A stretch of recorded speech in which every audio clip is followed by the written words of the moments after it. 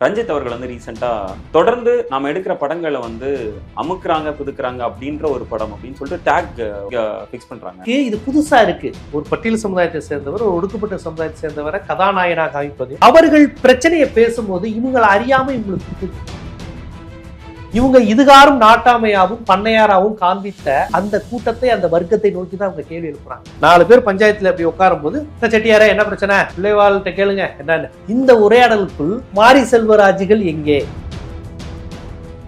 எதனால இப்போ பாரதி ராஜாவுக்கு வைக்கப்படாத விமர்சனங்களோ, இப்ப ரஞ்சித் வர்றதுக்கு அவரோட வருகைக்கு முன்னாடி எடுக்கப்பட்ட அந்த சாதிய படங்களுக்கு வராத விமர்சனங்கள் எதனால திடீர்னு ரஞ்சித்தோட வருகைக்கு அப்புறம் தொடர்ந்து? அதுதான் சொல்றேனே, இந்த படங்கள் வந்து கமர்ஷியல் சினிமாவையும் அழிக்குது, இவர்கள் உருவாக்கி வைத்திருந்த பிம்பத்தையும் உடைக்கும். முஸ்லீம் பேர் கொண்ட கதாநாயகன் கொண்ட ஒரு படம் சொல்லுங்க. பாட்ஷால கூட ரஜினி முஸ்லீம் கிடையாது, மாணிக்கம் தான் அவர் பேர். மாரி செல்வராஜ், ரஞ்சித் மற்றும் வெற்றிமாறன், இந்த 3 பேரோட வளர்ச்சிக்கு அப்புறம் தான் தமிழ் சினிமா தளர்ச்சி ஆயிடுச்சு அப்படின்னு சொல்லிட்டு பிரவீன் காந்தி கவுண்டம்பாளையம் திரைப்படத்துடைய பிரஸ் மீட்ல, எந்த படத்தோட பிரஸ் மீட்ல சொல்றாரு பாருங்க. கவுண்டம்பாளையங்கிற ஒரு வெள்ளி விழா படத்தினுடைய வெற்றி விழால அவர் அதை பேசுறாரு. படமா ரிலீஸ் ஆச்சா முதல் கவுண்டம்பாளையம், கோயம்புத்தூர்லயே அது ரிலீஸ் ஆச்சான்னு தெரியாது. புரியுதுங்களா இவங்களா யாருன்னு? ஆட்டாமனா அவங்க தானே வரணும், அவங்க தானே குதிரை வண்டியில வரணும். இதையெல்லாம் யதார்த்தத்தை விட சினிமால ரொம்ப பில்டப் புதுத்தே உருவாக்கி வச்சுட்டாங்க. இதையெல்லாம் உருவாக்குனவர்களுக்கு இப்ப வந்து அவங்களுடைய திரைப்படங்களில் ஒரு உறுப்பாவே இல்லாதவர்கள் இன்னைக்கு ஆளுமையாவும் வந்து ஏன் எங்களை இவ்வளவு நாள் நீங்க காமிக்கலைங்கிற கேள்வியை கேட்கும் போது இது குடையுது.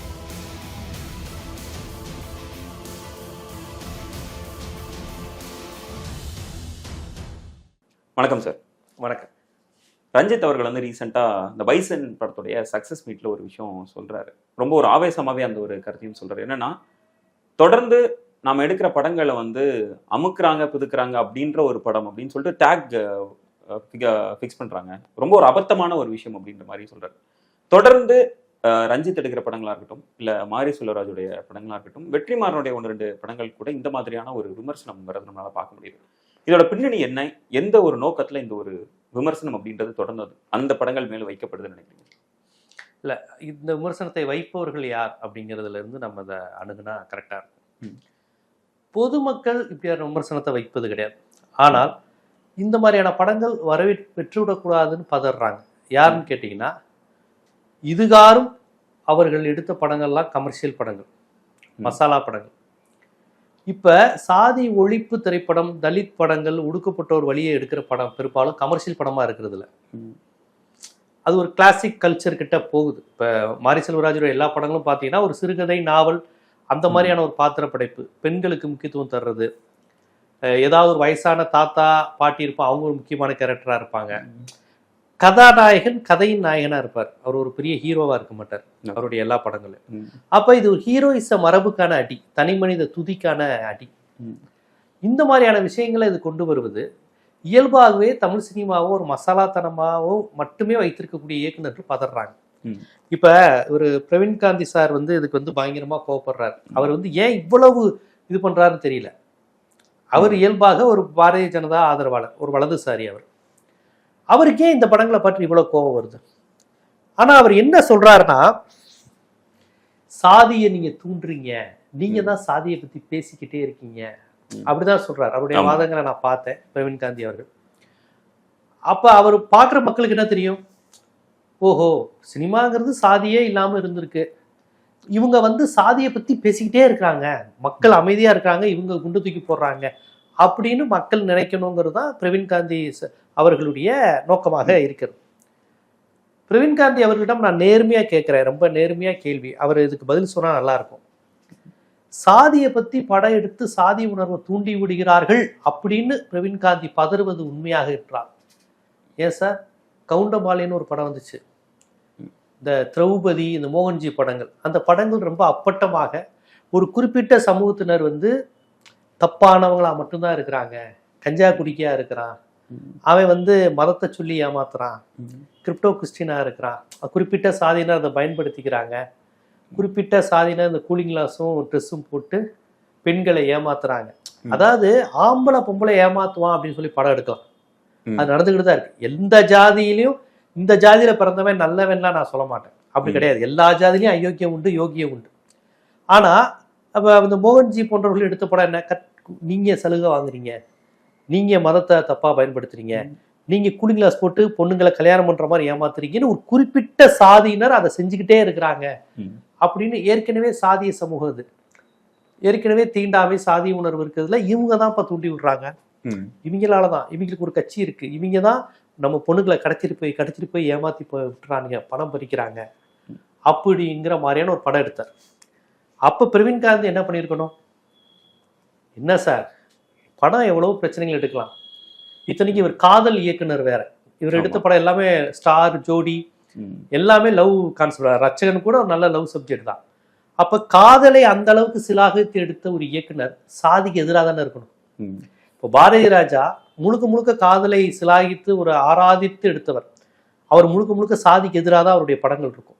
பாரதி ராஜா படங்கள்லாம் பிரவீன்காந்தி பார்த்ததுலன்னு நினைக்கிறேன், ஏன்னா அதனாலதான் சாதியை பத்தி புதுசா நீங்க எடுக்கிறீங்கிறார். பாரதிராஜாவோட படங்கள் முழுக்க சாதி குறித்த ஒரு உரையாடலை நிகழ்த்தி இருக்கிறது, அதனுடைய தொடர்ச்சி தான் மாரி செல்வராஜ். எதனால இப்போ பாரதி ராஜாவுக்கு வைக்கப்படாத விமர்சனங்களோ இல்ல ரஞ்சித் வர்றதுக்கு அவரோட வருகைக்கு முன்னாடி எடுக்கப்பட்ட அந்த சாதிய படங்களுக்கு வராத விமர்சனங்கள் எதனால திடீர்னு ரஞ்சித்தோட வருகைக்கு அப்புறம் தொடர்ந்து? அதுதான் சொல்றேனே, இந்த படங்கள் வந்து கமர்ஷியல் சினிமாவையும் அழிக்குது, இவர்கள் உருவாக்கி வைத்திருந்த பிம்பத்தையும் உடைக்குது. அதாவது இவர்கள் சினிமாவில் ஒடுக்கப்பட்டவர்கள் கதாநாயகன், இஸ்லாமியர் கதாநாயகன், கிறிஸ்துவ பேர் கொண்ட கதாநாயகனே பெரும்பாலும் இருக்க மாட்டாங்க. முஸ்லிம் பேர் கொண்ட கதாநாயகன் கொண்ட ஒரு படம் சொல்லுங்க. பாட்சால கூட ரஜினி முஸ்லீம் கிடையாது, மாணிக்கம் தான் அவர் பேர், ஃப்ரெண்டுக்காண்டி மாணிக் பாட்சான்னு வச்சிருப்பார். ஒரு கமலஹாசனோ ரஜினிகாந்தோ விஜயகாந்தோ சரத்குமாரோ விஜயோ அஜித்தோ முஸ்லீமா நடிச்சா ஒரு படம் சொல்லுங்க. ஏன்னா நம்ம மைண்ட் செட்ல முஸ்லீமை ஹீரோவை ஏத்துக்க முடியாது, ஆனா ஒரு முஸ்லீமை தீவிரவாதியா காமிச்சா இயல்பா ஏத்துக்குவோம். தொடர்ந்து பல படங்கள்ல நம்ம பார்த்துட்டோம், ரொம்ப இயல்பா ஏத்துக்க முடியும். ஒரு இப்ராஹிம், ஒரு அபிபுல்லா, ஒரு இஸ்காக்கு, ஒரு அது பேரை கேட்டாலே முஸ்லீமா இருப்பான் அப்படிங்கிற புத்தியில் நம்ம பதிஞ்சிச்சு. ஆனா அதே முஸ்லீம் தான் அந்த நாட்டையே காப்பாற்ற போறாங்கிற மாதிரி எத்தனை படம் வந்திருக்கு, ஒரு படம் கூட வந்தது இல்லை. எனக்கு தெரிஞ்சு சிவாஜி நடிச்ச பாவமணிப்புன்னு ஒரு பழைய படம், அதுல அவர் முஸ்லீம் கதாநாயகனா நடிச்சிருப்பாரு. மற்றபடி முஸ்லீம் நெப்போலியன் ஒரு படம் நடிச்சாரு முஸ்தபான்னு, முஸ்லீம கதாநாயகனாவே நம்ம பார்க்கல தமிழ் சினிமால, கிறிஸ்தவராவே நம்ம தமிழ் சினிமால கதாநாயகனா பார்க்கல. அப்ப இவர்களுக்கு இது புதுசா இருக்கு, ஒரு பட்டியல் சமுதாயத்தை சேர்ந்தவர் ஒரு ஒடுக்கப்பட்ட சமுதாயத்தை சேர்ந்தவரை கதாநாயகனாக காமிப்பதையும், அவர்கள் பிரச்சனையை பேசும்போது இவங்களை அறியாம இவங்களுக்கு குத்துது. இவங்க இதுகாரும் நாட்டாமையாவும் பண்ணையாராவும் காண்பித்த அந்த கூட்டத்தை, அந்த வர்க்கத்தை நோக்கி தான் அவங்க கேள்வி எழுப்புறாங்க. உங்களுடைய நாட்டாமைத்தனம், பண்ணையார்த்தனம், கட்ட பஞ்சாயத்துகளில் நாங்கள் எங்கே இருக்கிறோம், நாங்கள் அதுல ஒரு பொருட்டே கிடையாது. உங்களுடைய பஞ்சாயத்து அமர்வுகளில் எங்களுக்கான இருக்கைகள் எங்க? 4 பேர் பஞ்சாயத்துல அப்படி உட்காரும் போது, என்ன செட்டியாரே என்ன பிரச்சனை, இந்த பிள்ளைவாள்கிட்ட கேளுங்க என்னன்னு, கவுண்டர் ஏன் வந்துட்டாரு திருப்பி சொல்லுங்க. இந்த உரையாடலுக்குள் மாரி செல்வராஜுகள் எங்கே, ரஞ்சித்துகள் எங்கே, இதைத்தான் அவங்க கேட்கிறாங்க. இப்ப நான் சொல்ல வருது புரிஞ்சா? இப்ப இதை அவங்க கேட்கும் போது ஏற்கனவே இவங்க உருவாக்கி வச்சிருந்த அந்த பஞ்சாயத்து, கிராம பஞ்சாயத்துகள் இருக்குல்ல, அதை புனிதப்படுத்தி இவங்க எடுத்த திரைப்படங்கள், ஒரே குடும்பத்தை சேர்ந்தவர் தான் அடுத்த பஞ்சாயத்து தலைவராக வருவார், அவர் ஒரே சாதியை சேர்ந்தவராக இருப்பார், அவர் கொடுக்குற தீர்ப்பு தான் கோர்ட்டை விட முக்கியமான தீர்ப்பா இருக்கும். அதை மையப்படுத்தி இவங்கெல்லாம் திரைப்படங்களை எடுத்து கொண்டு வந்து மக்கள்கிட்ட பழகிட்டாங்க, அதை எல்லா ஜாதிக்காரங்களும் ரசிக்கிறாங்க. அந்த படங்களை சாதி படங்கள் யாருமே சொன்னது இல்லையே. நாட்டாம ரொம்ப டிப்பிக்கலா ஒரே ஒரு சாதி, அந்த சாதி அவங்க அப்பாவுக்கு அப்புறம் பையன், பையனுக்கு அப்புறம் அவங்க அண்ணனுக்கு அப்புறம் அவங்க தம்பி நாட்டாமையார், ஒரே குடும்பத்தை சேர்ந்தவங்க தான் நாட்டாமையாராங்க. அப்ப ரொம்ப இயல்பாகவே நாட்டாமனா அந்த ஊர்ல இருக்க ஒரு குறிப்பிட்ட சமூகத்தை சேர்ந்தவங்க மட்டும் தான் வரணும் அப்படிங்கிற ஒரு இன்ஹெரண்டா ஒரு 10 வயசு பையனுக்கு பதியுது.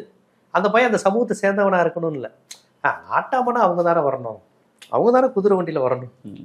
இதையெல்லாம் யதார்த்தத்தை விட சினிமால ரொம்ப பில்டப் கொடுத்தே உருவாக்கி வச்சுட்டாங்க. இதையெல்லாம் உருவாக்குனவர்களுக்கு இப்போ வந்து அவங்களுடைய திரைப்படங்களில் ஒரு உறுப்பாவே இல்லாதவர்கள் இன்னைக்கு ஆளுமையாவும் வந்து ஏன் எங்களை இவ்வளவு நீங்க காமிக்கலைங்கிற கேள்வியை கேட்கும்போது குத்துது, குடையுது. அதனால என்னடா அமிக்கிட்டீங்க பிதிக்கிட்டீங்கன்னு படம் எடுக்கிறீங்கன்னு அவங்க பேசுறது வந்து அதுதான். அதனால இந்த உரையாடல் ஒரு ஆரோக்கியமான உரையாடலா போகல. அவங்க வந்து ஒரு வைத்தறிச்சல்லையும், ஒரு என்னடா இவங்க எல்லாம் வர்றாங்க, என்னடா இவங்க எல்லாம் படம் எடுக்கிறாங்க, என்னடா இவங்க படமும் ஓடுது அப்படிங்கிற வைத்தறிச்சல். தமிழ் சமூகத்துல சாதி, நம்ம அந்த பரம்பரை இந்த பரம்பரைன்னு சொன்ன எந்த படமும் ஓடுனது கிடையாது. ஜாதி பெருமை பேசின படம் எந்த படமும் ஓடுனது கிடையாது. இப்போ மோகன்ஜி எடுக்கிறார்ல, ஏன் மாரி செல்வராஜ் படம் ஒரு பெரிய விவாத பொருளாகுது. அந்த படம் வர்றதே தெரிய மாட்டேங்குது. ம். கவுண்டம்பாளையன்னு ஒரு படத்தை ஒரு இவங்கெல்லாம் கொண்டாடுறாரு. அடுத்து இப்ப திரௌபதி செகண்ட் பார்ட் வருது சார். அதை அவங்க எடுத்துக்கிட்டு இருக்காங்க. யார் பாக்குறா? இந்த பல படத்தை மொழிகள்ல ரிலீஸ் ஆகுதுன்னு சொல்லிட்டு போஸ்டர்ஸும் எடுக்கிறாங்க. கன்னடம், தெலுங்கு. அப்படியா? பண்ணட்டும்ப்பா, வாழ்த்துக்கள், நல்லா பண்ணட்டும். இல்ல நான் சொல்றது புரியுதுங்களா? நம்ம தமிழ் சினிமா ரசிகர்கள் சாதிய வேணான்னு சொல்றவன தான் ரசிப்பான், சாதிய வேறுன்னு சொல்றவன ரசிக்க மாட்டான். இல்ல இப்போ இந்த நீங்க சொல்ற ஒரு பாயிண்டையுமே மாரி செல்வராஜ் சொல்றாரு. தொடர்ந்து சாதிக்கு ஆதரவான படங்களை மாரி செல்வராஜ் எடுக்கிறாரு அப்படின்ற ஒரு விமர்சனம் அவர் மீது ஒரு தரப்புல இருந்து தொடர்ந்து வைக்கப்படுது. அவர் வந்து அதை மறுபடியும் மறுக்கிறார். நான் சாதிக்கு எதிரான படத்தை எடுத்துட்டு இருக்கேன் அப்படின்ற ஒரு விஷயத்த இத மக்களுக்கு சரியா அவர் கொண்டு போய் சேர்க்கிறாரு. நான் சாதிக்கு எதிரான ஒரு படத்தை எடுத்துட்டு வர்றேன் அப்படின்ற ஒரு விஷயத்த எடுத்துட்டு போறாரு. ஏன்னா இப்ப நம்ம திருநெல்வேலி சில திரையரங்குகளை பாக்குறோம். அதுல வந்து சாதிய கொடிகளோட வந்து படத்தை பாக்குற ஒரு விஷயத்தையும் நம்மளால பார்க்க முடியுது. மாரி செல்வராஜுமே அதை அட்ரஸ் பண்றாரு. நான் உனக்கு சரக்கு ஊத்தி கொடுக்கல, உனக்கு நான் புத்தகத்தை கொடுத்துருக்கேன் அப்படின்னு சொல்லிட்டு அவருமே அவர் ஆவேசப்படுறாரு. மக்கள் அதை சரியா ரிசீவ் பண்றாங்கன்னு நினைக்கிறீங்களா சார்? சில சமயங்கள் அதை தவிர்க்க முடியாத ஆயிரும். பாயராஜா பத்தி நீங்க ஒரு கேள்வி கேட்டீங்க. பாயராஜாவோட படங்களை நீங்களே சாதிய படம்னு சொல்லிதான் கேட்டீங்க. அவருடைய படம் என்ன படம்? சாதிய படம் சொல்லுங்க பாப்போம். அவருடைய படங்களை சாதிய படங்களை சொல்லுங்க. கருத்தம்மா சாதிய படமா? சாதியை வச்சு எடுத்த படம் தான். இந்த குறிப்பிட்ட சாதியை சேர்ந்தவங்க பாயராஜா தான் சொந்த சாதிய என்னுடைய பிரமலைக்கல்லர் சமுதாயத்தை சேர்ந்த குடும்பத்துல பெண் குழந்தைய கொலை பண்றாங்கன்னு எடுத்தார். இத சாதிய படம் எடுப்பீங்களா? சாதி குறித்த சொந்த சாதியினரை விமர்சிச்சு எடுத்த படம்னு சொல்லுவீங்களா? சுயசாதி விமர்சனம் தான். ஆமா. கிழக்கு சீமையிலேன்னு ஒரு படம் எடுத்தார். பிரமலைக்கல்லர்கள் மத்தியில அந்த சாமி கும்பிடுறது, அவங்களுடைய குலதெய்வ வழிபாடு, அவங்களுடைய ஆண் பெண் உறவு, கல்யாணம், சீர் சேர்ந்து எல்லாத்தையும் சொல்லிட்டு ஏன்டா அப்படி வெட்டிட்டு சாகுறீங்க, மனித மனங்கள் வந்து வக்கரங்களுக்கு விடைகள் தரட்டும் உங்கள் பாரதி ராஜான்னு சொல்லி படத்தை முடிக்கிறார். இது சாதி பெருமையான படமா? முதல் மரியாதை. சாதி மத பேதமெல்லாம் முன்னவங்க செஞ்ச மோசம். சாதி உணர்வோட யார் இருப்பா அந்த படத்துல? வடிவுக்கரசி. அது எப்படி நீ போய் அந்த கொக்குக்காரிக்கு கல்யாணம் பண்ணலாம்? ஏன்னா அவங்க வந்து ஒரு ட்ரைப், பழங்குடியினர் பெண் ராதா, இவங்க மாதுரி. அப்போ ஒரு பழங்குடியினர் ஜாதி கீழ் ஜாதி பொண்ணை போய் நம்ம தேவர் விட்டு போய் கல்யாணம் பண்ணி வைக்கிறேன்னு வடிவுக்கரசி திட்டுறாங்க. இவர் கல்யாணம் பண்ணி வைக்கிறார். அப்ப அந்த படம் என்ன மாதிரியான படம்? ஆனா சாதியை பத்தி பேசுதா? பேசுது. கல்லர் சமுதாயத்தை பேசுது, மறவர் சமுதாயத்தை பேசுது. அதுல நாய்க்கர் வராங்க. ஒரு கிராமம் அப்படிதான் இருக்கும். சாதியே இல்லாம உட்டோப்பியன் வேர்ல்டு மாதிரி இந்த லோகேஷ் கனகராஜன், நெல்சன், இந்த மணிரத்னம் மாதிரி அபத்தமா படம் எடுக்க முடியாது. சாதி அமைப்பு இருக்குல்ல, சாதி அமைப்புக்குள்ள இருந்துதான் அதை நீங்க விமர்சிக்கணும், கொண்டாடணும், எதிர்க்கணும், தவிர்க்கணும். எதுவா எந்த முடிவை நீங்க எடுத்தாலும் அந்த அமைப்புக்குள்ள இருந்துதான் பண்ணணும். ஏன்னா சாதி அமைப்பு இருக்கு. பெரியார் எந்த அமைப்புல இருந்து சாதி ஒளியணும்னு சொன்னாரு? சாதி அமைப்புக்குள்ள இருந்துதான். சாதி அமைப்பு தானே இருக்கு. அப்போ மாரி செல்வராஜ் தென் தமிழ்நாட்டில் ஒரு சாதியை சேர்ந்தவர். அது ஒரு தென் தமிழ்நாட்டில் பெரும்பான்மை சமூகம் தான். தூத்துக்குடி, திருநெல்வேலியில ஒரு 3 சமுதாயம் தான் பெரும்பான்மை சமுதாயமா இருக்கும். நாடார், மறவர், தேவேந்திர குல வேளாளர். அப்படிங்கிறப்ப மாரி செல்வராஜோட சமூகமும் திருநெல்வேலி, தூத்துக்குடியில ஒரு அடர்த்தியா இருக்கக்கூடிய ஒரு சமுதாயம். அவன் எப்படி பார்ப்பான்? நம்மால் ஒருத்தன் படம் எடுக்கிறான்டா. எப்படி ஒரு மறவர் சமுதாயத்தை சேர்ந்தவங்க எங்காலும் படம் எடுக்கிறான்னு நினைப்பாங்களோ அதே மாதிரிதான் அவங்களும் பார்ப்பாங்க. ஏன்னா அது சாதிய சமூகம். திருப்பி தான் சொல்றேன் நான். மாரி செல்வராஜுக்கு இருக்கிற பக்குவம் அந்த ரசிகனுக்கு இருக்காது. இவர் ஜாதியே இல்லைன்னு சொன்னா கூட ஏன் ஜாதிக்காரன் தான் அதை சொன்னா பாரு கேட்டுட்டோம். அப்படி ஒரு சூழல் இருக்கு. அதைத்தான் மாரி செல்வராஜ் டேய் இதுதான்டா நான் பார்த்தேன், ஏன் ஜாதிக்காரன் முதல் திருந்துடா அப்படிங்கிறாரு. அது நல்ல விஷயம். பாயராஜாவுடைய படங்களுமே சுயசாதி விமர்சன படம் தான். தாலி அறுக்கிறத பத்தி படம் எடுத்தாங்க. நீங்க ஏதோ டியூட்டுன்னு ஒரு படத்தை கொண்டாடுறாங்க. கல்யாணம் பண்ணதுக்கு அப்புறம் தாலி அறுத்துட்டு விருப்பப்பட்டனோட வாழுன்னு சொன்ன புரட்சிகர படத்தை பாரதிராஜா 1977 எடுத்துட்டாரு. இவங்க இப்ப டியூட்டை கொண்டாடிக்கிட்டு இருக்காங்க. 50 வருஷத்துக்கு முன்னாடி பாரதிராஜா டியூட் எல்லாம் எடுத்துட்டாரு. டியூட் வந்து ஜென்சி கிட்ஸ் கேட்ராப்ல ஒரு கமர்ஷியலா ஒரு என்ன சொல்ல போனா அது நம்புற மாதிரியே இருக்காது கதை. சும்மா ஒரு ஜாலியா அப்படி போட்டே போதும். ஆனா அது சீரியஸான படங்கள். பாரதிராஜாவோட புதிய வார்ப்புகள் 77, 78. அதனால தமிழ் சினிமா, சாதி, சமூகம், பாரதி ராஜா யாரு, பாலச்சந்தர் யாரு, இப்போ வந்து பாரதி யாரு, இதெல்லாம் தெரிஞ்சுக்கணும்னா நீங்க பாரதிராஜாவோட தொடங்கணும். கோபாலகிருஷ்ணன் ஒரு இயக்குனர் இருக்கார்.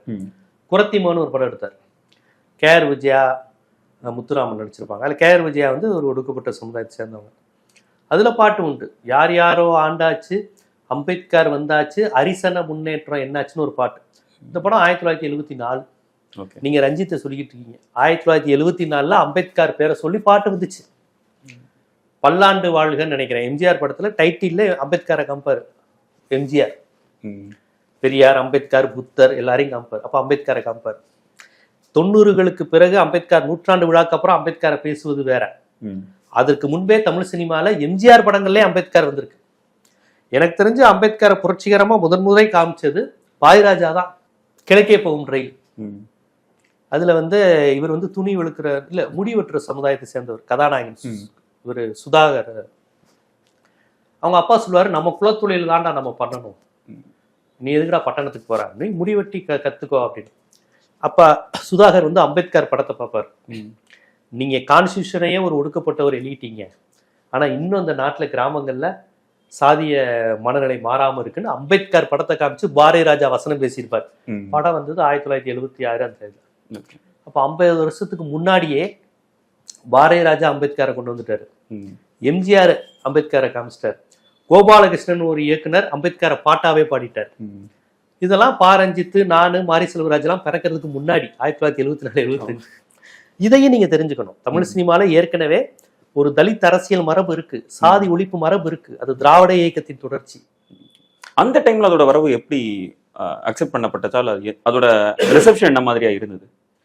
இல்ல அதாவதுங்க, உங்களுக்கு இந்த அந்த 74-75 அம்பேத்கரை காண்பித்தது, சாதி ஒழிப்பை பேசியது. ஏன் 80களில் அலைவோசை படத்துல விஜயகாந்த் போராடடா வாழ்ந்தடான்னு போடுவாப்ல, பல்லுபறை என்னும் வாசகங்கள் இன்னும் உள்ளதடாங்குவார். பல்லுபறைங்கிற வார்த்தையே வரும்.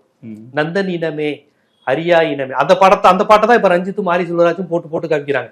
அந்த படம் 1982 வந்துருச்சு. விஜயகாந்த் அதுல தலித். 45 வருஷத்துக்கு முன்னாடி. ஆமா, விஜயகாந்த் அதுல தலித்.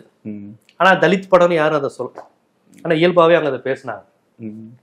நிறைய படங்கள் அந்த மாதிரிலாம் வந்திருக்கு. இப்போ உள்ள விஷயம் என்னன்னா,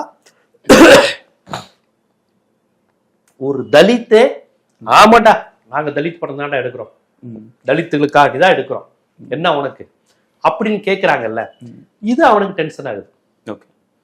பாயராஜாவும் தலித் படம் எடுத்தாரு, கோபாலகிருஷ்ணன்கிற ஒரு ஐயரும் தலித் படம் எடுத்தாரு. இவங்க எடுக்கும்போது பிரச்சனையாகும். ஆனா நான் என்ன சொல்றேன், ஒரு தலித் படம் எடுக்கும்போது ஏன் உனக்கு இவ்வளவு டென்ஷன் ஆகுற? இவ்வளவு நாள் நீ சாதி பெருமை பேசி சாதிக்காக பாட்டு பாடி, படத்துக்கும் சாதிக்கு சம்மந்தம் இருக்காது, இருந்தாலும் ஓப்பனிங் சாங்ல ஒரு ஜாதி பாட்டு பெருமையா பேசுற மாதிரி குதிரை உள்ள வர மாதிரிலாம் வந்துச்சுல, அதை எல்லா ஜாதிக்காரன் தானே ரசிச்சான். சின்ன கவுண்டர் சாதி படம் கிடையாது, அது அண்ணன் பங்க மாமா மச்சான் சண்டை. ஆனா படத்துக்கு பேரு சின்ன கவுண்டர் தான். சின்ன கவுண்டர்னு பாட்டு இருக்கும், கவுண்டரே தான். விஜயகாந்த் பேரே அந்த படத்துல யாருக்கும் தெரியாது. விஜயகாந்தோட பேர் தெரியுமா? ஒரே ஒரு சீன்ல மனோரமா சொல்லும், தவசி அப்படிங்கும். எல்லாரும் கவுண்டரையா தான் கூடுவாங்க. விஜயகாந்த் பேரே யாருக்கும் தெரியாது. புரியுதுங்களா? அதனால அந்த மாதிரி இயல்பா போயிருச்சு. ஆனா அந்த படம் ஒண்ணு சாதி வெறியை தூண்டி விடாது. சின்ன கவுண்டர் அந்த படத்துல சாதி வெறியை தூண்ட போறாங்க. தேவர் மகனும் அண்ணன் தம்பி சண்டை தான். இருந்தாலும் அந்த தேவர் பாட்டு, அந்த பெருமை, இதை வச்சுதான் மார்க்கெட் பண்ணாங்க கமலஹாசன் அந்த படத்தை. சோ இது இந்த ஒரு சாதியினுடைய பொது புத்தியில இருந்து அப்படியே அரசியல் பேசுவது, சினிமா பேசுவது ஈஸி. இதுவரை இருக்க சாதி சடங்கு கடவுள் நம்பிக்கையை எதிர்த்து நான் படம் எடுக்கிறேன், ஒரு அரசியல் பேசுறேங்கிறப்ப அது ஒரு எதிர்நீச்சல். அதுதான் இப்ப மாரி செல்வராஜுக்கு நடக்குது. மாரி செல்வராஜ், ரஞ்சித் மற்றும் வெற்றிமாறன் இந்த 3 பேரோட வளர்ச்சிக்கு அப்புறம் தான் தமிழ் சினிமா தளர்ச்சி ஆயிடுச்சு அப்படின்னு சொல்லிட்டு பிரவீன் காந்தி பேசுறாரு. எங்கன்னா கவுண்டம்பாளையம் திரைப்படத்துடைய பிரஸ் மீட்ல தமிழ் சினிமா எந்த படத்தோட பிரஸ் மீட்ல சொல்றாரு பாருங்க. கவுண்டம்பாளையங்கிற ஒரு வெள்ளி விழா படத்தினுடைய வெற்றி விழால அவர் அதை பேசுறாரு. படமா ரிலீஸ் ஆச்சா முதல் கவுண்டம்பாளையம்? கோயம்புத்தூர்லயே அது ரிலீஸ் ஆச்சான்னு தெரியாது. புரியுதுங்களா இவங்கெல்லாம் யாருன்னு? இவங்கெல்லாம் தோத்து போனவங்க. ஜெயிச்சுக்கிட்டு இருக்கிற மாரி செல்வராஜ், வெற்றிமாறன், பாச ரஞ்சித்தை பார்த்து கேட்கறாங்க. இவங்களோட ஒப்பிடும்போது அவங்களுடைய படங்கள் வெற்றி படங்கள் தானே. இவங்களோட ஒப்பிடும்போது வணிக ரீதியா சொல்றேன். அதனால நான் திருப்பி சொல்றேன், சாதி ஒழிப்பு படங்களை தான் தமிழ் சினிமா விரும்பும். ரஜினிகாந்தே பல படங்கள்ல இயல்பா சாதி மறுப்பு தான். எம்ஜிஆரே பல படங்கள்ல நான் சாதி பார்க்க மாட்டேன், ஏன் கோயிலுக்குள்ள பெரிய இடத்து பெண்ணா ஏதோ ஒரு படத்துல இந்த கொண்டையெல்லாம் வச்சிருப்பாரு எம்ஜிஆர், கோவிலுக்குள்ள ஏன் அவங்க விட மாட்டேங்கிறீங்கன்னு கேட்பாரு. குருவிக்கார சமுதாயத்தை சேர்ந்த பெண்ணை காதலிச்சு கல்யாணம் பண்ணிக்குவாரு. குருவிக்காரன் பொண்டாட்டிலாம் பாட்டு உண்டு இதுல, மீனவன் நவரத்னம் நினைக்கிறேன். அதனால நான் 2 விஷயத்த நான் மக்களுக்கு சொல்றேன். இங்க சாதி ஒழிப்பு, தலித் அரசியல 1950 இருந்தே தமிழ்நாடும் தமிழ் சினிமாவும் பேசிக்கிட்டு இருக்கு. அதே சமயம் இந்த பாரஞ்சித் மாரி செல்வராஜ் வருகைக்கு பிறகு அது இன்னொரு அடுத்த கட்ட பரிணாமத்துல ரொம்ப ஸ்ட்ரிக்டா வரைச்சிட்டு பேசுது. வா நானே பேசுறேன், அதை சொல்லியே நிக்கிறேன். ஏன்னா அதுக்கு முன்னாடி கம்யூனிஸ்ட் படங்கள்ங்கிற பேர்ல தலித் அரசியல் பேசினாங்க. கம்யூனிஸ்ட் படங்கள் எல்லாமே தலித் அரசியல் படங்கள் தான். திராவிட இயக்க உணர்வை பேசிய என்எஸ் கிருஷ்ணன் நம்ம கலைவாணர் பாடுவார், தீனா மூனா காணான்னு ஒரு பாட்டு உண்டு. தீனா மூனா காணான், அது திருக்குறள் முன்னேற்ற கழகம். அது உண்மையிலே திருக்குறள் முன்னேற்ற கழகம் கிடையாது, திராவிட முன்னேற்ற கழகம். திமுக தொடங்கினோடனே அதுக்கு ஆதரிச்சு பாட்டு. சினிமால திமுகன்னு சொன்னா சென்சார்ல விடுவானா, அதுவும் காங்கிரஸ் பீரியடு, அதெல்லாம் கட் பண்ணிடுவாங்கிறதுக்காண்டி தீனா மூனா காணா திருக்குறள் முன்னேற்ற கழகம். உடனே என்ன கிருஷ்ணன் ஓஹோ அப்படி போகுதா அப்படிவார். அதுல உங்க கட்சியினுடைய கொள்கை என்னன்னு கேட்பாங்க. அப்ப பாட்டு போடுவார், கல்லரோடு பல்லரும் ஒண்ணு சேரணும், மறவரோடு பறையரும் ஒண்ணு சேரணும், இதுதான் எங்க கட்சியின் நோக்கம். எதோட நோக்கம்? திமுகவின் நோக்கம் அப்படின்னு என்எஸ் கிருஷ்ணன் பாடுறாரு. இது சினிமால பணம்னு நினைக்கிறேன், பணம். இப்போ அப்ப இந்த தொடர்ச்சி இருந்துகிட்டு தான் இருந்திருக்கு. தமிழ் சினிமாவில் தலித் அரசியலும் பார்ப்பன எதிர்ப்பு அரசியலும் பண்ணையார் எதிர்ப்பு அரசியலும் தமிழ் சினிமா முழுக்க இருந்திருக்கு. இது கொஞ்சம் தளர்வடைஞ்சு இந்த பாணியை கிண்டல் பண்ணி கேலி பண்ணி வேறொரு பேட்டர்னுக்குள்ள கொண்டு வந்ததுதான் பாலச்சந்தர், கமலஹாசன், விசு. இவங்கெல்லாம் இதுக்கு எதிரானவங்க. திராவிட இடதுசாரி தலித் அரசியலுக்கு முற்றிலும் எதிரானவர்கள் தான் இந்த பாலச்சந்தர், மணிரத்னம், இந்த கமலஹாசன், சங்கர், மணிரத்னம், இந்த குரூப் எல்லாம் வந்து இந்த அரசியலை உடைச்சிச்சு. சிக்கு புக்கு ரயிலேனா கமர்ஷியலுக்குள்ள போகுது. இடஒதுக்கீடுக்கு எதிராக பேசுறான். இடஒதுக்கீடுனால்தான் நாடு கெட்டு போச்சுங்கிறான். இந்திய எதிர்ப்பு போராட்டம் பண்ணி திராவிட கட்சிகள் அழிஞ்சிச்சுங்கிறான். என்னைக்கு திராவிட கட்சியில் வந்துச்சோ நாட்டுல ஊழல் பெருகுச்சுங்கிறான். இதெல்லாம் கொண்டு வந்தது பாலச்சந்தர், மணிரத்னம், சங்கர், கமலஹாசன், விசு. இப்போ நீங்க சொல்ற ஒரு விஷயத்தை நானுமே பாக்குறேன்னா, ஒரு 80கள் 70கள்லயுமே தலித் அரசியல் அப்படின்றது, தலித் சினிமாஸ் அப்படின்றது வந்திருக்குது. இடைப்பட்ட காலம் இருக்குல்ல, இந்த 90ஸ்ல இருந்து இந்த மேபி லைக் டில் இந்த மாதிரி ரஞ்சித்தோட வருகைக்கு வரைக்கும் கிட்டத்தட்ட ஒரு 20-23 வருஷம் இருக்குது. அந்த 23 வருஷம் வந்து எப்படி இருந்தது தமிழ் சினிமா வந்து? இல்ல அது ஒரு கமர்ஷியல் சினிமா கான்செப்டுங்க. 90களுக்கு பிறகு பாயராஜா மங்குறாரு. ஏழை பணக்காரன் வர்க்க அரசியல் பேசுற எல்லாரும் காலியாகிறாங்க. முரளி, விஜயாந்தனுடைய அந்த பேட்டர்ன் போகுது. 90களுக்கு அப்புறம் பட பேட்டர்னே ஜென்டில்மேன், அமெரிக்க மோகம், நுகர்வு கலாச்சாரம், பெப்சிகோக்க படத்துல காமிக்கிறது. ஏழை பணக்காரன் காதலே கிடையாது. ஒரு ஏழை பையன் பணக்கார பொண்ணை காதலிக்கிறது, இந்த கான்செப்டே 90களுக்கு அப்புறம் கிடையாது. லவ் பண்றதே வேற பிரச்சனைனால, சாதி பிரச்சனை வராது, வர்க்க பிரச்சனை எல்லாம் வராது. லவ்வர்ஸ்குள்ள ஈகோ இஷ்யூ, இந்த மாதிரியான பிரச்சனைகள் வர மாதிரியான ஒரு அப்பர் மிடில் கிளாஸ் நடுத்தர வர்க்க கான்செப்டை தாண்டி போயிருது. அவன் எளியவர்கள் அரசியல் இருந்து வேற ஒரு பேட்டர்ன் கொண்டு போய்க்கிறான் இந்த கான்செப்ட். அப்புறம் KS ரவிக்குமார், இவங்க வந்து பொதுவாக அந்த கிராமத்து தன்மையுடன் படத்தை எடுத்துட்டு போறவங்க. சுந்தர் சி, அவர் முழுக்க ரொமான்டிக், காமெடி, கிளாமர், அந்த ஸ்டைலில் அவர் அடிச்சுட்டு மேட்டுக்குடி இது உள்ளத்தளித்தான் அவர் போயிட்டு இருக்காரு. ஸோ நீங்க சொன்ன மாதிரி பாரதிய ராஜாவினுடைய ஒரு சமூக அரசியல் பேசுற யுகம் குறைஞ்சிருச்சு. பாலச்சந்திரனுடைய தீவிரமான திராவிட எதிர்ப்பு காலகட்டமும் லைட்டா குறைஞ்சது. இருந்தாலும் அதை தாங்கி பிடிச்சிட்டு மணிரத்னத்தினுடைய ஆயுத எழுத்து, கமலஹாசனுடைய அந்த குருதி புனல் மாதிரியான படங்கள், வானமேல்லை மாதிரியான படங்கள், அது வந்துகிட்டே இருந்திருக்கு. ஸோ அதுவும் நடந்திருக்கு. அதுக்கப்புறம் நீங்க சொல்லக்கூடிய இந்த வெற்றிமாறன்லாம் வந்ததுக்கு அப்புறம் தமிழ் தேசியம் பேசுறான். தமிழ் தேசியம், தமிழர் அரசியல், பெரியார படத்துல காமிக்கிறான், அம்பேத்கரை காமிக்கிறான். ஸோ அது இப்போ கொஞ்சம் நல்லா போல்டாகவும் வருது. அதற்கு காரணம் 2ஆம் தலைமுறை பிற்படுத்தப்பட்ட ஒடுக்கப்பட்ட இளைஞர்கள் திரைத்துறைக்கும் கலைத்துறைக்குள்ளேயும் ஓப்பனா வந்துட்டான். பார்வையாளனாவும் வந்துட்டான். இப்போ அதையும் அவங்களுக்கு பிரச்சனையா பாக்குறாங்க அப்படின்னு. ஆமா, ஒரு அரசியல் உணர்வு பெற்ற கூட்டம் ரசிகர் ஆயிட்டான்ல. பெரியார், அம்பேத்கர், இடஒதுக்கீடு. ஜென்டில்மேன் படம் இப்ப வந்தா ஓடாது. இடஒதுக்கீடுக்கு எதிரான படம். இடஒதுக்கீடுக்கு எதிரான படத்தை அப்பாவி வன்னியர்களும் நாடார்களும் கைத்தட்டி ரசிக்கிறான். அது அவனுக்கு எதிரான படம் தான் ஜென்டில்மேன். BC ரிசர்வேஷனுக்கு எதிரான படம். தேவருக்கும் வன்னியருக்கும் நாடார் இவங்களை எதிர்த்து தான் படம். நீங்க எல்லாம் படிக்க கூடாதுன்னு சொல்லி வந்த படம் தான் ஜென்டில்மேன். தனியார் மையத்துக்கு ஆதரவான படம். அதை இவனே கைத்தட்டி ஓட வச்சான். சுஜாதா வசனத்துல முதல்வன் மாதிரி மோசமான திராவிட இயக்கத்துக்கு எதிரான படங்கள் வருது. அதுல ராஜாஜி மாதிரி நீ மக்கள் யோகம் உனக்கு இருக்குடாங்கிறாரு. ராஜாஜி என்னைக்குமே மக்கள் ஆதரவோட இருந்ததே கிடையாது. ஆனா அந்த படத்துல ஒரு டைலாக் வரும் ஓப்பனிங் சீன்லே. அப்படியே சுஜாதாக்கள், இந்த பாலகுமாரன்கள், சங்கர்கள் இப்படியே நம்ம காதுல பூ சுத்தியே படம் எடுத்திருக்காங்க. பிராமின் ஒருத்தர் புனர் போட்டவர் நாட்டுக்காக பேசுவார். சார் குண்டு வச்சிருக்காங்க சார், ரகுவரன் குண்டு வச்சோன்னு ஒரு பிராமின் ஃபோன் பண்ணி சொல்லுவார் அர்ஜுனுக்கு, எப்படியாவது காப்பாத்துங்க சார் அப்படி. ஆனா குப்பத்துல இருக்க பொறுக்கி பசங்க பொண்ணுங்களை கிண்டல் பண்ணுவாங்க. சார் இந்த பொறுக்கி பசங்க என்னை கிண்டல் பண்றாங்க சார், எங்க இருக்காங்க? இந்த குப்பத்துல இருக்க பொறுக்கி பசங்க சார். புரியுதுங்களா? இதெல்லாம் அன்னைக்கு விமர்சனம் வந்தது. இருந்தாலும் இன்னைக்கு இந்த மாதிரி எடுத்தா டக்குன்னு இன்னைக்கு தலித் ரைட்ஸ் வந்துடும், ஹியூமன் ரைட்ஸ் வந்துடும். இந்த அரசியல்லாம் இன்னைக்கு அதிகமா வளர்ந்துருச்சு. அதனுடைய விளைவு தான் இன்னி இந்த மாதிரி படங்கள் வர்றதுனுடைய காரணமும் கூட. ஓகே, இந்த 3 இயக்குனர்கள் மாரி செல்வராஜ், ரஞ்சித் மற்றும் வெற்றிமாறன் இருக்கிறதுனால தான் தமிழ் சினிமால இன்னும் ஒரு 1000 கோடி படம் வரல அப்படின்ற ஒரு விமர்சனம் வந்து கடுமையா வைக்கிறாரு. யார் சொல்றா? பல தரப்புல இருந்து வருது. இன்னும் குறிப்பா சொல்ல போறோம் அப்படின்னா, இது வந்து ரஞ்சித் அவர்கள் வந்து ஸ்பெஷலா சொல்றாரு இந்த பைசன் படத்தோட சக்சஸ் மீட்ல. நாங்க 3 பேர் எங்களோட வருகைக்கு அப்புறதுனாலதான் தமிழ் சினி, அதாவது இப்போ காந்தாரா மாதிரியான ஒரு படம் ஓடுது அப்படின்னா, இந்த மாதிரி படம் வந்து தமிழ் சினிமால வராதது காரணம் இந்த 3 பேர் தான் அப்படின்னு சொல்லிட்டு ஒரு விமர்சனம் வந்து ஒரு தரப்புல இருந்து வைக்கப்படுது அப்படின்னு சொல்லிட்டு ரஞ்சித் சொல்றாரு.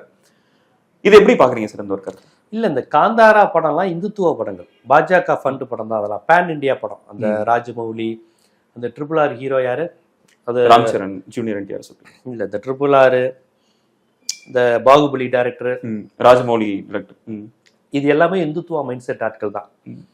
பேன் இண்டியான்னு இவங்க சொல்றதே ஒரு அயோக்கியத்தனம் தான்.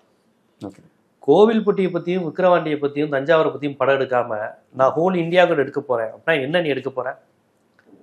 உன் மொழி உனக்கு அடிப்படை, உன் மண், உன் மக்கள், அதுல இருந்து தான் நீ வந்து உணர்வை பெற முடியும். நான் இந்த சென்னைக்கு வந்து 15 வருஷம் ஆச்சுன்னா இந்த சென்னையிலேருந்து நான் கற்றுக்கொண்ட விஷயங்களை தான் நான் படமா எடுக்க முடியும். நான் வந்து கிரீன்லாந்தை பத்தி படம் எடுக்கிறேன்னா இந்த நெல்சன், லோகேஷ் கனகராஜ் எடுக்கிற மாதிரி பைத்தியகாரத்தனமா இல்லூஷனா எதையாவது ஒன்று எடுக்க வேண்டியதான். ஆனா பாக்ஸ் ஆபீஸ் ரீதியா அந்த மாதிரியான படங்கள் அதிகமா இந்தியான்னு கொண்டு வர்றது இந்துத்துவாவை தான். இந்தியாவை இணைக்கிறது இந்த இந்து மத உணர்வு, ராமர், அனுமர், ஜெய் ஸ்ரீராம், இதுதான் இந்தியா முழுக்க அவன் இணைக்க விரும்பக்கூடிய விஷயம். நம்ம மொழியை அழிக்கிறான், நம்ம மாநில உணர்வை அழிக்கிறாங்க. தெலுங்கு படம், தமிழ் படம் சொல்லாத, ஒரே நாடு, ஒரே மொழி, ஒரே படங்கிற மாதிரி அவன் ஒரே கான்செப்ட் உள்ள படம் பேன் இண்டியான்னு கொண்டு வர. கலைக்கு மொழி இல்லை அப்படின்ற மாதிரி சொல்ல. கலைக்கு மொழி இல்லைங்கிறது ரொம்ப இன்னொரு அதீதமான ஒரு பறந்துபட்ட ஒரு சிந்தனை. அது அதை நீங்க இந்த பேன் இண்டியா கான்செப்டோட இது பண்ணாதீங்க. கலைக்கு மொழி இல்லைன்னா பேசும் படம்னு ஒரு படம் வந்துச்சு, பேசவே மாட்டாரு கமலஹாசன் படம். அது வேற. ஒரு காலத்துல பேசாமலே படம் வந்துச்சு. பேசும் படம்னா என்ன தெரியுமா? யாரும் பேச மாட்டாங்க, படம் மட்டும் பேசும். அதான் பேசும் படம். நீங்க உருவாக்கக்கூடிய இந்த ஒற்றை இந்துத்துவ கலாச்சாரத்துக்காண்டி மொழி கடந்து, மாநிலம் கடந்துன்னு ஏதோ பெரிய முற்போக்கு சிந்தனை மாதிரி பேசாதீங்க. இவங்க அந்தந்த தேசிய அடையாளங்களை அழிப்பதற்கு பயன்படுத்துறாங்க.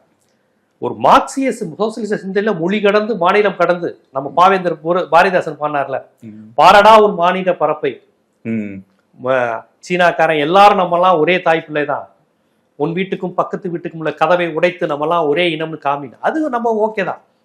மொழி கடந்து இந்த உலகத்தில் உள்ள எந்த பாலஸ்தீனத்துக்காக குரல் கொடுக்குறோம்? பாலஸ்தீனம் என்ன தமிழர்களா? முஸ்லிம்ட்டி பக்கம் கருப்புசாமி கோயில் கொண்டுட்டு இருக்காங்களா? அப்படியல். ஆனா இவருடைய பேன் இண்டியா திரைப்படம்ங்கிறது முஸ்லீம் வெறுப்பு திரைப்படங்கள் தான், மூட நம்பிக்கை திரைப்படங்கள் தான். காந்தராலாம் ஒரு மூட நம்பிக்கையான படம் தான். சாமி குறி சொல்லுது, சட்டம் அதுக்கு கட்டுப்படணும்னு சொல்றாங்க. இந்த கிராமப்புறம் வன பாதுகாப்புங்கிற பேர்ல அதை ஏமாத்துறான். இவங்க அந்த மாதிரி படங்களை தான் விரும்புறாங்க. ஆனா அந்த மாதிரியான படங்கள் வந்து பாக்ஸ் ஆபீஸ்ல நல்லா பெர்ஃபார்ம் பண்றது நல்லா பார்க்க முடியுது இல்ல? அது ஆபத்தான விஷயம் தானே. இப்ப நீ RSS பத்தி ஒரு படம் எடுத்தா கூட பாக்ஸ் ஆபீஸ்ல ஓடும். இந்துத்துவா பத்தி ஒரு படம் எடுத்தா கூட, காஷ்மீர் ஃபைல்ஸு, காந்தாரா, கேரளா ஸ்டோரி, இந்த மாதிரி படங்களை தான் பிஜேபி விரும்புது. பிரவீன்காந்த் போன்றவர்கள்லாம் பிஜேபி அவரை இயக்குதுலாம் சொல்ல மாட்டேன். அவர் இயல்பாவே ஒரு வலதுசாரி நபரா இருக்கிறார். மாரி செல்வராஜ் சாதியை பத்தி ஒரு உரிமை சார்ந்து பேசினா சாதியவாதிங்கிறாரு.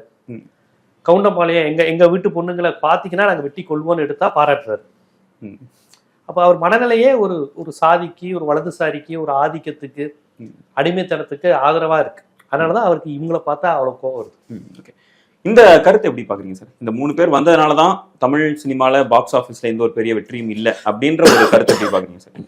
இல்ல ஒரு படத்தினுடைய வெற்றி தோல்வியை எப்படி இவங்க, தமிழ் சினிமாங்கிறது ஒரு இமயமலை, அதுல எப்படி இந்த 3 பேரை வச்சு இவங்களாலதான் தோல்வி இவங்களாலதான் வெற்றின்னு எப்படி நீங்க தீர்மானிக்க முடியும்?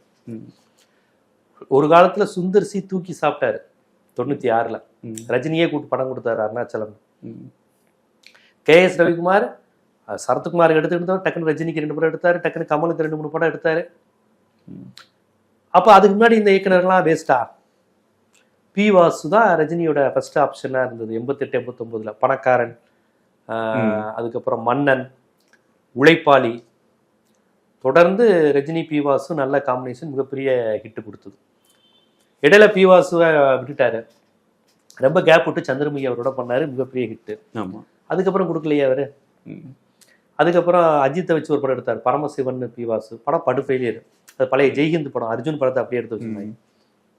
அதனால அது ட்ரெண்ட் கான்செப்ட் பிடிக்கிறது. அப்போ பிரதீப் ரங்கநாதன் படம் கூட தான் பயங்கர ஹிட்டுங்கிறாங்க. அவர்கிட்ட என்ன ஹீரோயிஸா இருக்கு? சும்மா ரஜினி மாதிரி ஸ்டைலு, பிரபுதேவா, தனுஷ்னு ஒரு 5-6 பேரை மிக்ஸ் பண்ணி நடிக்கிறாரு.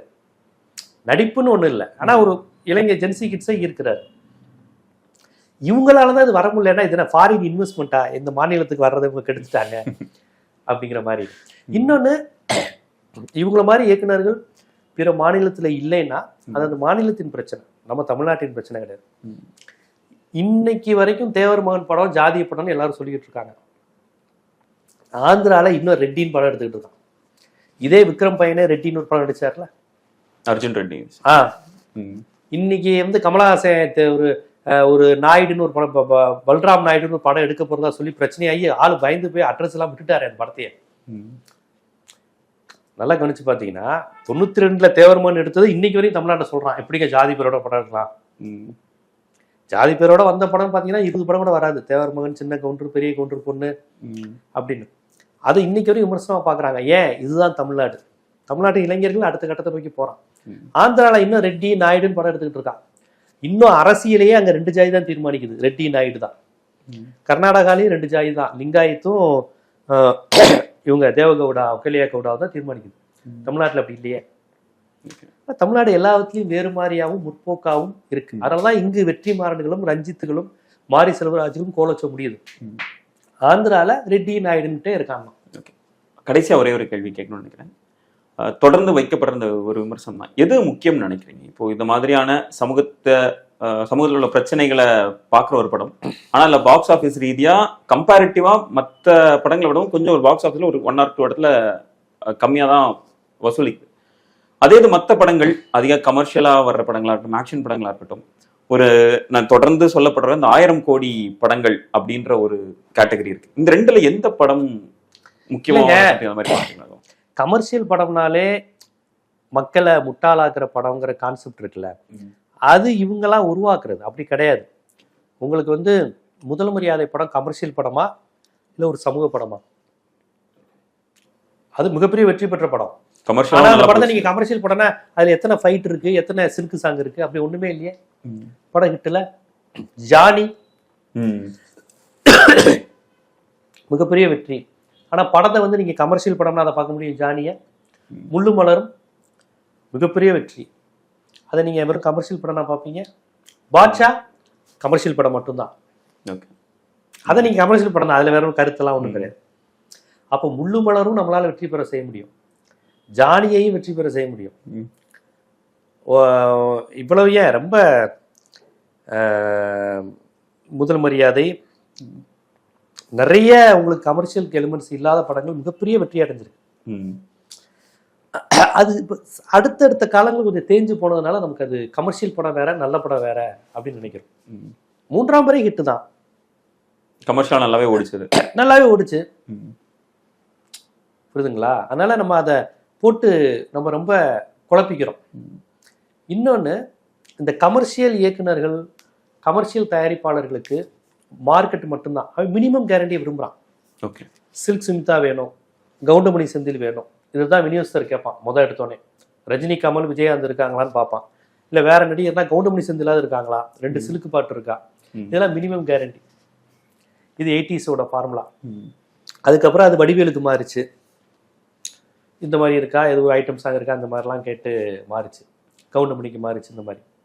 ஆனால் நான் என்ன சொல்கிறேன், இந்த கான்செப்ட் இருக்குல்ல, இது வணிகர்கள் திட்டமிட்டு உருவாக்குறது, திரைப்பட வணிகத்தை தீர்மானிக்கிறது. ஏவிஎம் வந்து 80களில் உதிரிப்பூக்கள், முள்ளும் மலரும், ஜானி, இந்த மாதிரியான படங்கள் நல்லா மக்கள்கிட்ட நல்ல பேர் வாங்கிருச்சு 77 78. அப்போ 80 வாக்கில் ஸ்டண்ட் யூனியன்ஸ்டெல்லாம் போய் ஏவிஎம் செட்டியார்கிட்ட போய் பேசுகிறாங்களாம். ஏவிஎம் மெய்யப்பர்கிட்ட, என்னங்க படம் எடுக்கிறாங்க, சண்டை காட்சியே இல்லாமல் குடும்ப உறவுகள், கணவன் மனைவி சண்டை, அண்ணன் தங்கச்சி பாசனம் எடுக்கிறாங்க, ஃபைட் சீனே இல்லை, ஆனால் படம் ஓடிடுது, அப்போ நாங்கள் என்ன பண்ணுறது, பொழப்பு இல்லை, சண்டை காட்சிகள், உனக்கு படம் தரேன்னு ஏவிஎம் எடுத்தார். முரட்டுக்கால பட்டம் முழுக்க 7-8 ஃபைட்டு, பாஞ்சு ரஜினி சண்டை போடுவார், சீ விடுவே அப்படி, படம் ஹிட்டு. அது ஹிட் ஆனவொடனே அடுத்து சகலகலா வல்லவன், அதே மாதிரி மசாலா ஃபைட்டு ஹிட்டு. அது ஹிட் ஆனோ தூங்காதே தம்பி தூங்காதே, அதுவும் பெரிய மசாலா பட்டம், மிகப்பெரிய ஹிட்டு. அடுத்து வா திருப்பி பாயும் புலி ஹிட்டு ரஜினிக்கு. தங்கமகன் அடுத்த வாரிசு, தங்கமகன் வேற பிராண்டு, ஏவிஎம் இல்லை, அவ்வளவுதான். ஒரு ஃபயர் பத்திக்கிச்சுன்னா அதே போயிடுவாங்க. இப்போ பாரஞ்சித், மாரி செல்வராஜ் வந்தோடனே எல்லாருமே கொஞ்சம் சாதிக்கு எதிராக படம் எடுக்க ஆரம்பிச்சாங்களே, ஒரு ட்ரெண்ட் வந்துச்சுல்ல, அது மாதிரிதான். அதனால இது சில இந்த வணிகர்கள், எப்படியாவது படம் ஓடணும்னு நினைக்கக்கூடிய வியாபாரிகள், அவன் அப்பப்போ வைக்கக்கூடிய ட்ரெண்டு தான் அந்த கமர்ஷியல், அந்த கலைக்கு கொஞ்சம் விலகி இருக்கிற அவங்க வந்து பண்ற ஒரு இன்ஃப்ளூயன்ஸால வருவாங்கன்னு சொல்லி. Thank you so much for your time. Thank you.